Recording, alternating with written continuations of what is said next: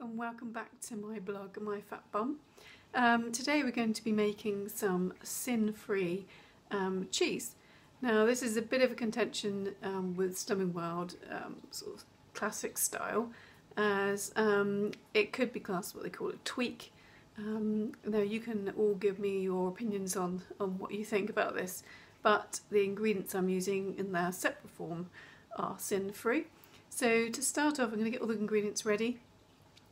We've got some zero fat Yo Valley natural yogurt here.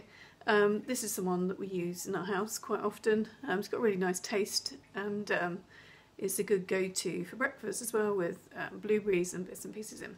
So we're going to use that. I'm going to use the whole pot today because we tend to use quite a lot in making the cheese, and we separate it out and put it into different pots in the fridge for different times. Okay, so we're going to use that, and I've got a bowl ready here. This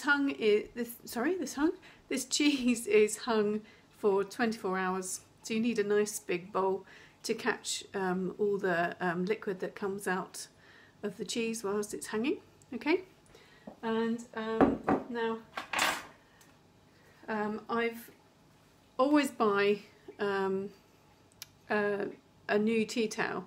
It seems a bit excessive when I use it, but I've tried the muslin squares, and what I find is that the actual liquid just falls straight through no matter how many times you double up. So I tend to use one of these nice cotton style tea towels and keep it in there, which seems to keep it really fresh. And if you use a nice clean one, you can make sure, you know, if it's been hanging around the kitchen or anything, it's nothing else in there, and it's nice and clean for your cheese. Okay, so these ones are just from Sainsbury's. They're really nice, got little hearts on as well, very sweet. So I'll be using one of those. So the first thing I'm going to do is I'm going to get a tea towel ready.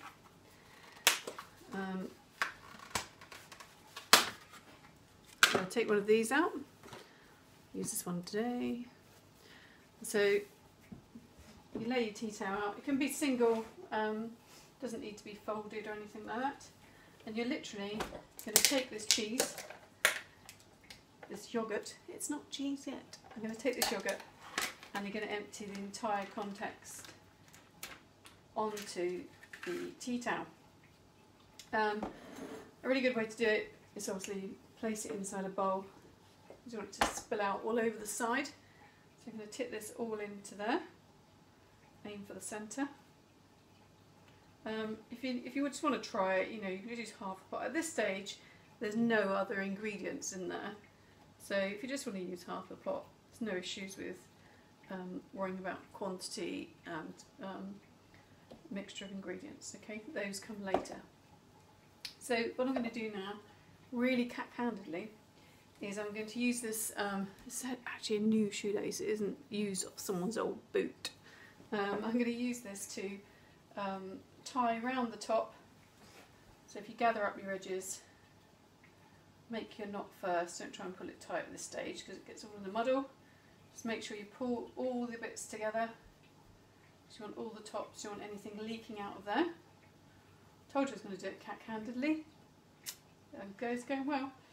So I actually can't find the end. Right, okay, got it now. So I'm going to tie all these bits together, make sure I pull all the edges up, and literally I do a double knot in here. Hi, sorry my video froze then. So you've got the yogurt here, all tied up. I've done a double knot on here. So the next thing I'm going to do now is tie this up. I don't put it in the fridge. If you want to put it in the fridge, that's absolutely fine. I hang it here to dry. I use one of these doorknobs in the kitchen. So I'm going to tie a loop in here now, just to give me an anchor point for the cheese. And then I'm going to put the bowl underneath and leave it here for 24 hours to nicely dry out, so all that majority of the water will have dripped out at this point. So I'm literally just going to hang this up here and put the bowl on the side and leave that to drain. Hopefully you can hear it dripping away there. Okay, and then we'll get to the next stage. Okay, thank you, bye. Hello and welcome back to my Fat Bum blog.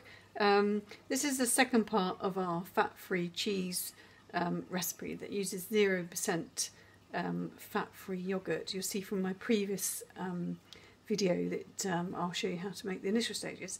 So this is where we've got the yogurt, which has been hanging for 24 hours now. I'm just going to open this up.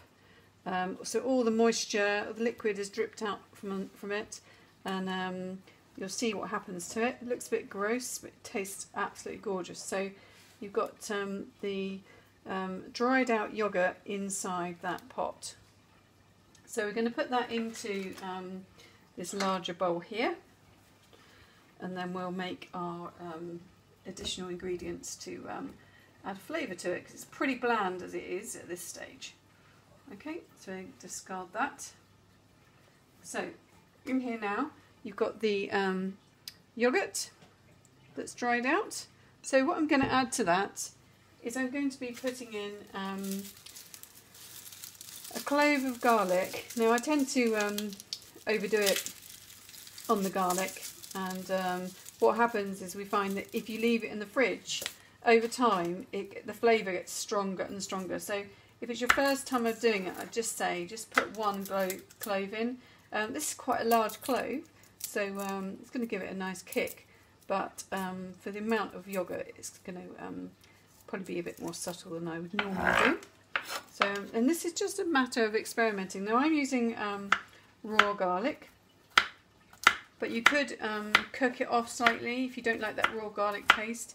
It does give it a nice tang if you use raw garlic, but some people just don't like it. So for the purpose of this, though, we're going to be using some raw garlic, and I've just sliced it, and I'm going to be chopping it out quite roughly, just to give you those nice kicks as you bite into the cheese. And what I'm going to do is I'm going to put that into the bowl, and then when I've got all the additional ingredients together, I'll mix that all up and give it a good stir. I usually separate out our cheese into a couple of bowls, leaving one completely unwrapped until the other one's done. It just feels a little bit more hygienic to do that. Okay, now the next thing we're going to put in there is some chives. Now the chives, you can buy them like this. This is a small bag from Sainsbury's, and just buy them already chopped. Not chopped, already cut. If you've got a little chive bush in the garden, that's lovely. If not, you can buy this, or you can buy yourself a little bush from Sainsbury's as well. Now, the best way to do this, unless you've got a really, really sharp knife, is actually with a pair of scissors. You're looking to get some really nice, small little ends off there. You don't want them too big, otherwise they don't taste very nice at all. So I'm going to put quite a good portion of chopped up chives in there, and this gives it a really nice flavour. It tastes very similar to, take that one out because it's messing me up.